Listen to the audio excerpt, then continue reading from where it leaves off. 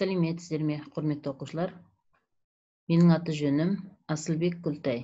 Алматы облысы Ескелді ауданы Титов атындағы орта мектебі математика пәні мұғалімі.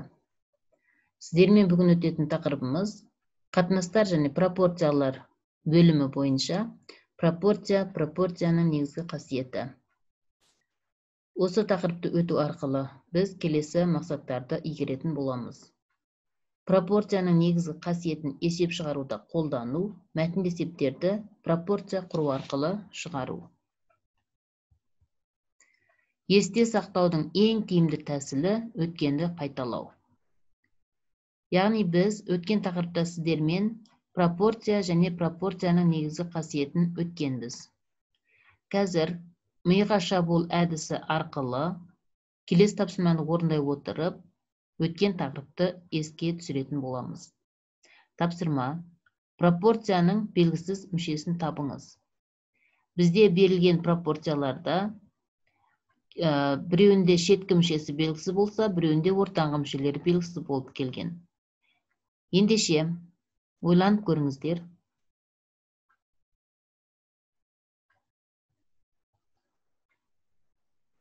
Бұл жерде біз пропорцияның негізгі қасиетін есімізде сақтаймыз. Бірінші пропорцияда x шеткі мүше болып тұр. Демек, x-ті табу үшін екі ортаңғы мүшені көбейтіп, белгілі шеткі мүшеге бөлеміз. Сіздерде де осындай жауап шықты деп сенемін. Келесі тапсырмада да тура сондай. Бұл жерде бізде x ортаңғы мүше болып тұр. Демек, екі шеткі мүшені көбейтіп, белгілі ортаңғы мүшеге бөлеміз. Нәтижесін табамыз. Келесі тапсырмада да бізде шеткі мүшенің бірі белгісіз болып тұр. Демек, екі ортаңғы мүше 9 пен 15-ті көбейтіп, белгілі шеткі мүше 5-ке бөлеміз.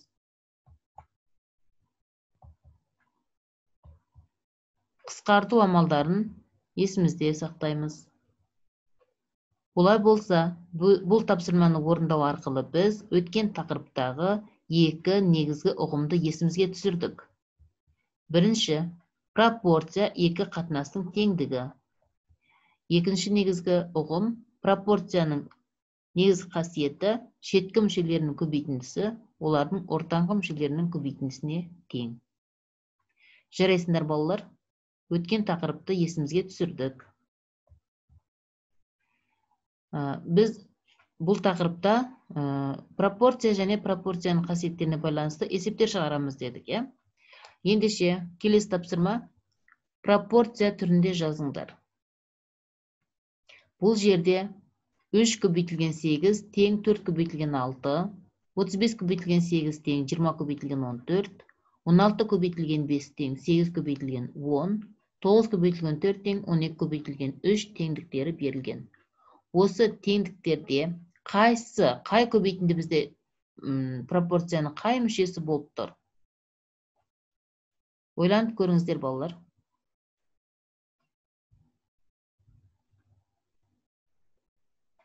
Өткен тақырыпты есімізге түсіретін болсақ, бізде 3 пен 8-ді шеткі мүше деп қарайтын болсақ, 4 пен 6 ортаңғы мүшесі болып табылады. Ендеше, пропорционалдық қатынастағы екі шеткі мүшенің орнына 3 пен 8-ді жазамыз. Және де екі ортаңғы мүшенің орнына 4 пен 6-ны жазамыз. Немесе орындарын ауыстырып жазуымызға болады.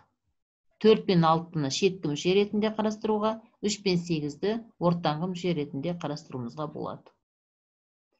Келесі тапсырмада тура сондай. Шеткі мүшелерді және ортаңғы мүшелерді анықтап аламыз. Оларды пропорционалдық қатынастағы орындарына қоямыз. Пропорцияның екі шеткі мүшесінің орын ауыстырғаннан және де екі ортаңғы мүшелерінің орын ауыстырғаннан мағынасы өзгермейді, тең пропорциялар шығады. Және де оң жағы мен сол жағын ауыстыру арқылы да жаңа пропорция құрастыруға болады. Сіздерде де осындай жауаптар шықты деп сенемін, балалар. Тексеріп отырамыз өз жауаптарыңызды. Жарайсыңдар, өте жақсы. Бұл жерде қандай критерийларды біз есімізде сақтадық? яғни берілген теңдіктен пропорция құрастырады, пропорцияның негізгі қасиетін қолданады. Осы критерийлерден шығатын дескрипторларды қарап көрейік. Тең қатынастар табады. Біз таптық тең қатынастарды. Қатынастардың теңдігі бойынша пропорция құрады. Пропорцияны құрадық. Демек, біз барлық дескрипторларды орындадық. Өте жақсы. Келесі тапсырманы қарастырайық. Біз мақсатымызды айтып кеттік. Пропорцияны мәтінді есептерді шығаруда қолдану деп. Ендеше тапсырмада қарбыздың жерге себілген 160 тұқымының 144-і өнді. Қарбыз тұқымының өнімділігі неше процент? Ойланып көрейік болар. Бұл жерде 160 толықтай өніп шығатын болса, ол қанша пайызды құрайды деп ойлайсыздар?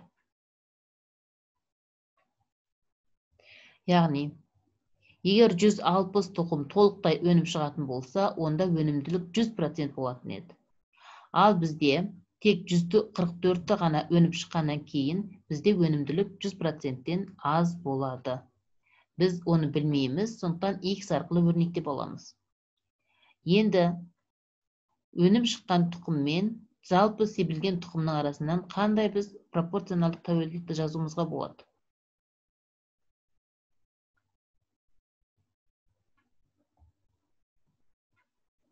Міне, 160-ы толықтай шықса 100% құрайды дедік. Демек, 160-ы 100%-ке сәйкес деп алатын болсақ, 144-ті белгісіз X-ке сәйкес болады.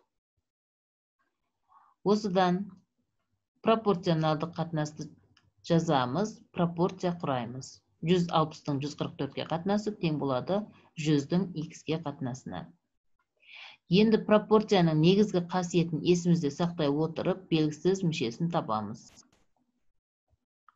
Ол үшін белгілі екі ортаңғы мүшені көбейтіп, белгілі шеткі мүшеге бөлу арқылы X-ті табамыз. Демек, 90% болыпты. Олай болса жауапқа жазамыз.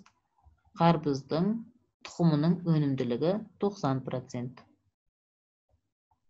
Келесі тапсырманы қарап көрейік. Балалар бақшасына сатып алынған 8 доптың құны 560 теңге. Бағасы осындай 12 доптың құны қанша теңге тұрады? Ойланамыз, балалар.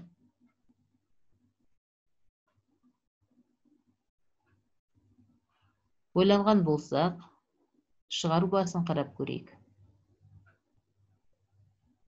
Бұл жерде қандай пропорционалдық тәуелділік орын алып тұр? Яғни 8 доп 560 теңгені құрайтын болса, 12 доп қанша теңгені құрайды? Пропорция құрамыз. Пропорция негіз қасиетіне сүйене отырып, белгісіз мүшесін табамыз.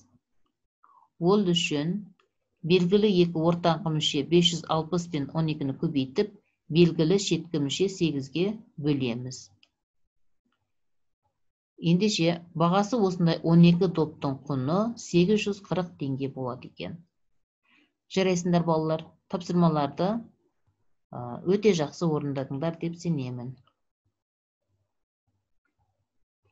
Енді өздеріңе үйге берілетін өзіндік жұмыс. Өзіндік жұмысты мұқият оқып, жасап көріңіздер. Бұл жерде мирас 195 санын 120%-ке кемітті де, оның 75%-ін есептеп тапты. Мирас қандай санды есептеп тапты?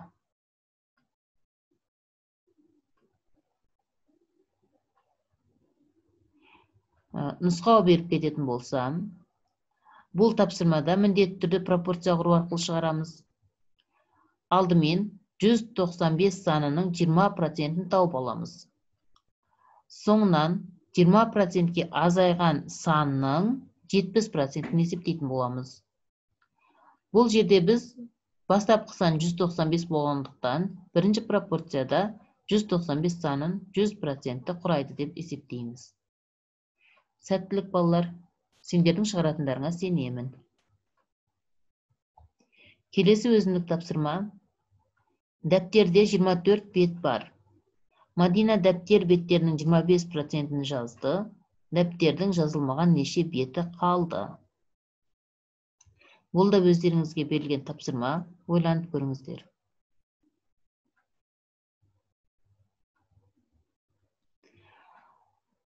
Пропорция құру арқылы шығарған кезде бізде 24 санының 25% қанша болатынын тауып аламыз.